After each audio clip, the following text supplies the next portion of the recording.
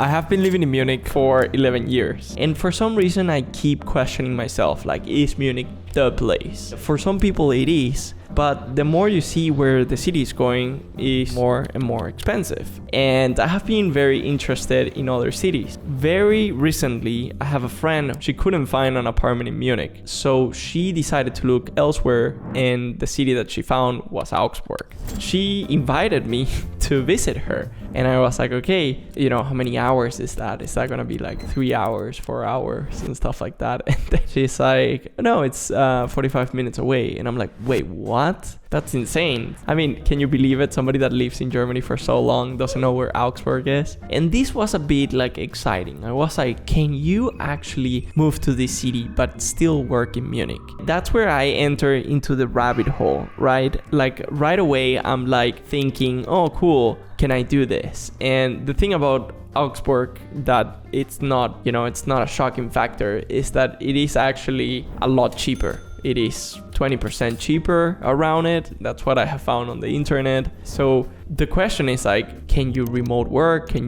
What can you do? So all these things started popping on my head. I don't know if I could do that trip every single day, but I 100% saw the possibility of doing it like maybe once a week, twice a week. But moving along, I meet her and I started seeing the city, and honestly, it's a very pretty city. It has great transportation, there's a lot of old buildings, and it has this really cool story. First of all, it was built by the Romans, okay, in 15 BC.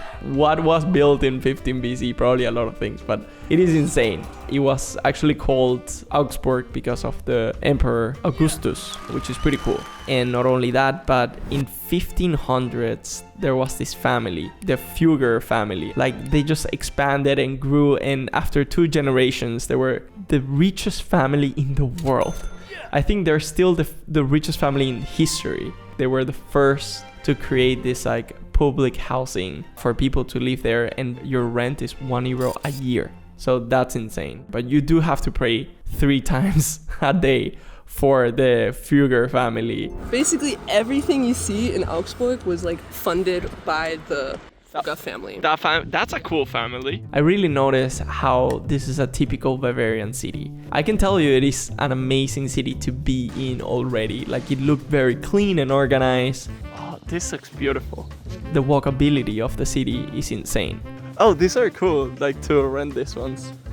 I use them a lot. And the natural areas around it is really insane. There's like parks near it. There's like the botanical garden, museums. You have like lakes that you can go to. You also have 2 amazing universities that host a lot of students as well as international students, making the city feel more alive. Not only that, but you can travel to Stuttgart and Nuremberg and also the mountains, and even Zurich by car is only 2 hours. Also, one of the most shocking things that I have seen was when I invited my friend Rebecca to kind of like lunch. I paid $30, and in Munich I would expect to pay like 46, 50 euros. And I know that's not like 50% discount, but any discount from Munich, it's like well accepted. And that's where like I really asked my friend Rebecca, like, hey, how do you feel? How happy are you there? And she was pretty happy to be living in Augsburg. And I saw her apartment. She has a bigger apartment than mine, and she pays only 600 euros. So I'm just like, wait, what?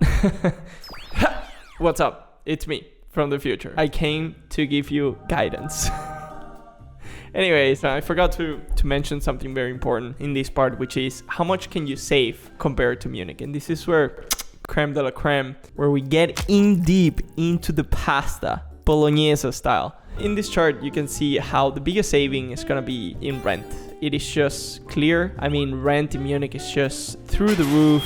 Especially if you want to move to a bigger apartment, you're looking at maybe like 1,600 minimum. And the cool thing that we have in 2026, or until this video has been posted, that the Deutschland ticket is a thing. And the Deutschland ticket is the biggest savior, because before you had to pay like these different tickets, like regional tickets and stuff like that. And it was way more expensive. That's what I feel sweetens the deal. Everything else, yes, there's some difference here and there. I do feel that the commute is the only sacrifice that quote unquote sacrifice that you need to take care of. But at the end of the day, the commute is really not that bad. Also, if you don't want to apply for companies in Munich, there are also these companies in Augsburg that you could apply for. And these are the jobs that also these companies are looking for right now until this video. And last but not least as well, the train from Augsburg leaves every 25 minutes, which is good. You lose the train and it's like, another hour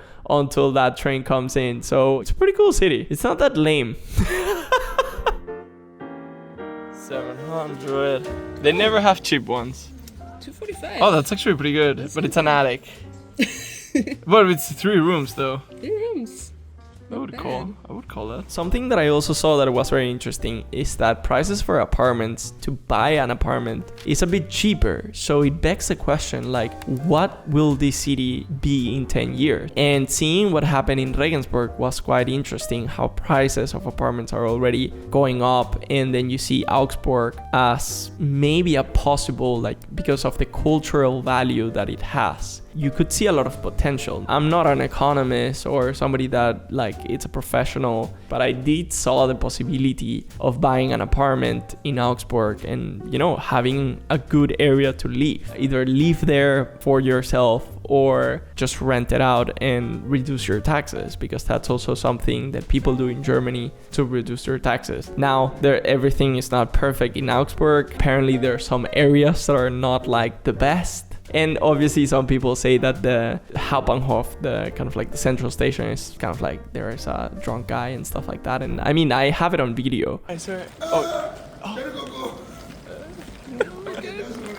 Okay, so far, very normal Hauptbahnhof. Every central station in Germany there's a lot of people crazy. This is nothing new. Also, finding jobs in English for expats is obviously gonna be harder than in Munich. Like, Munich has a more international base. Now, I do have to be honest, in Munich it's also hard to find jobs in pure English. It's possible, especially if you work in IT. There's certain areas where, you know, companies don't care. But for the most part, there's gonna be a necessity for you to learn German. I actually wanted to promote my good friend Max Yoko's German course. I would highly recommend this course. It is an amazing course. I spent 8,400 euros to learn German, and for this price you can get to B1. There is also a Reddit, which we talked about, that says a lot about the truth. So if that doesn't convince you and the price doesn't convince you, I don't know.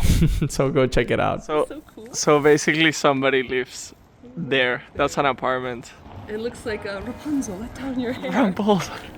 I just found it interesting how there's a lot of alternatives out there, and I just wanted to open your mind a bit more that Munich is an amazing city for sure, but there's really those kind of like opportunity cities that could be something bigger in the future. Another city is actually Leipzig. A lot of people are investing there and it's growing, and people are saying that it will grow. Now, people can tell you a lot of things, but you never know. So I can just tell you that I saw a bit of that formula that makes Munich special in Augsburg. So yeah, that's it. Let me know what you think about Augsburg, but honestly, the vibe of the city looked amazing. So let me know what you think.